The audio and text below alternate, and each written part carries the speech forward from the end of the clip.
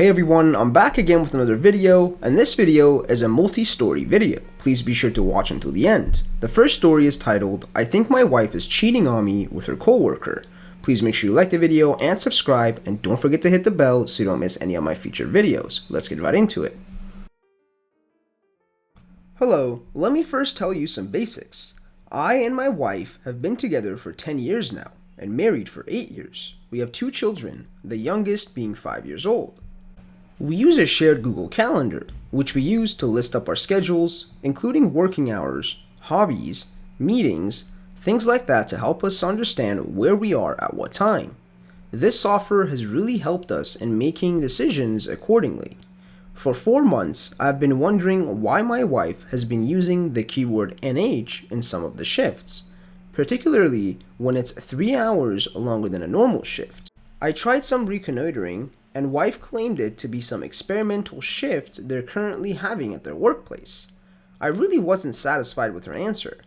One really bizarre thing here is that my wife never went to the shower after those NH shifts. She normally always goes to the shower after work. She keeps saying that she is too tired and goes straight into bed. Some evenings she might just go into the bedroom without eating. I first believe that she goes to the gym on those NH days.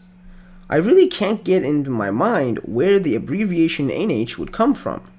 If it would be a gym, the NH doesn't fit any of the local gyms' abbreviations. I really don't know if it's a name or something. My suspicion got stronger here. A few weeks ago, I was washing my car when I found a really small piece of condom wrap in our car. That's definitely not from the one I use. The piece was small, but definitely from a condom wrap. I really started to get suspicious. Earlier this month, I made a discovery. We have one desktop computer in our household where we both use it for accounting, paying loans and taxes, and work stuff. I was going to take care of my undone work and asked wife to let me continue for a half hour to finish my stuff. Wife was in a hurry, so she left her papers on the table. So I started organizing her papers.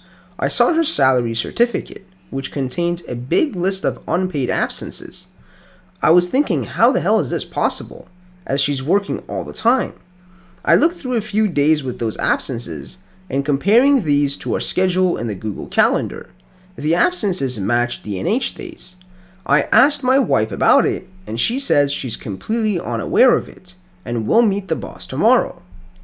Now today, when I went through their business website, I saw there is a man whose name and last name had the exact abbreviation NH together.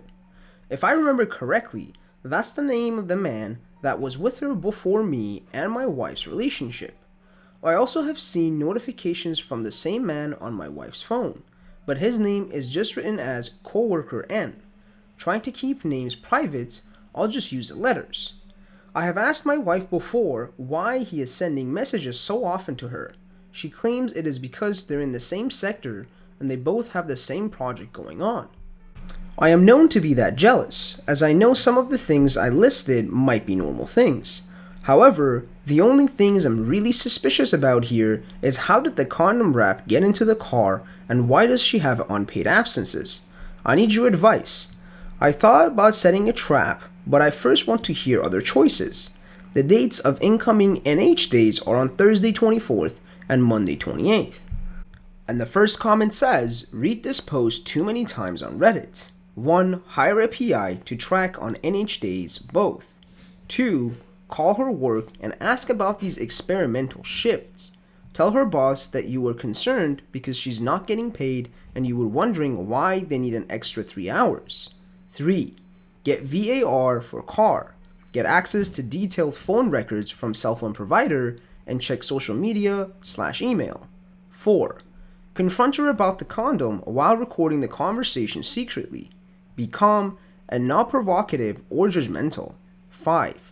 Collect any and all evidence and document everything for your upcoming lawyer visit. She's cheating. Let him determine what's admissible and what's not. Go to the gym, count macros, carb cycle, intermittent fast, and just generally focus on physical, emotional, and mental health for the divorce. During/post divorce, get advice from lawyer, go to company HR and show evidence of employee absence is due to unethical relationship in workplace. They would love to hear about that.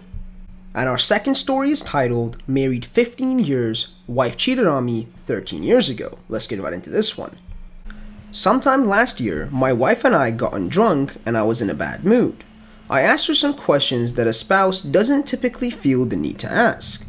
I don't remember the specifics, but I remember the feeling. It was the first time I really considered that she might be cheating on me.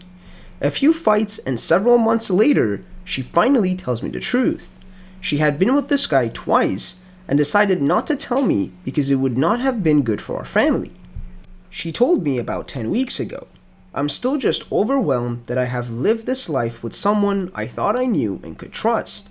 I have a general dread when I wake up, knowing that a good portion of my day at work will be spent thinking about it. I have a good life, have a happy family, and I still have love for my wife. I feel like she has taken something away from me and will hold it as long as I'm with her. I don't know how to move forward. I don't want to forgive her. I want her to have the feeling of being broken like I do. We have definitely spent time talking about it, and she has made it obvious that she wants to stay together and is willing to work for it. I'm not ready to give up, but I don't see much light at the end of the tunnel. Have any of you been through something like this / felt like this and it worked out? How did you manage it? Please be cool with the vulgar woman-hating crap. I've said / thought enough for all of us already. And the first comment says, big oof, my dude. I suppose the answer to this is quite a personal one. I, for one, would be concerned that I didn't know the whole truth. If she was capable of it once, why not more? For me, trust is paramount. What is that saying? Quote unquote, I'm not upset that you lied to me. I'm upset that from now on, I can't believe you. You should figure out if you can actually forgive her and move on, because it would be equally unfair to both of you for you to try and forgive her when in fact you cannot. And the OP replied, your quote really nailed my feelings. Right now, I hurt so much I don't want to forgive. I just want it to go away. 10 weeks feels like a long time to not really have a break from all my thoughts about this. I wonder how long is long enough to know I really tried and it's not going to work. And the other commenter replied, I am not sure that there is a set period of time. It's going to depend on you and the amount of time and effort you put into it. There is, of course, your family to consider, the nature of what a breakup would entail. Really hard for anyone to tell you what you can do. You just need to spend some time introspectively trying to figure out what you can or cannot do. Can you trust again? Can you move forward? If the answer to these is no, then something needs to change. And the OP replied, the family is a big sticking point. I can say with almost perfect certainty that I would not stay with my wife if we didn't have kids. I would probably have left her if she had told me what she did when she did it. I love my daughter, one at a time, but I didn't have the same bond with her that I do now. Who knows? I grew up in a single-parent household, and I couldn't imagine doing that to my kids. I feel like many people would blame me if it didn't work out, since it was so long ago.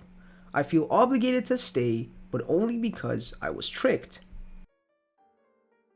Thank you guys for watching. Please make sure you like the video and subscribe, and don't forget to hit the bell so you don't miss any of our future videos, and be sure to comment below what other subreddits you want me to cover.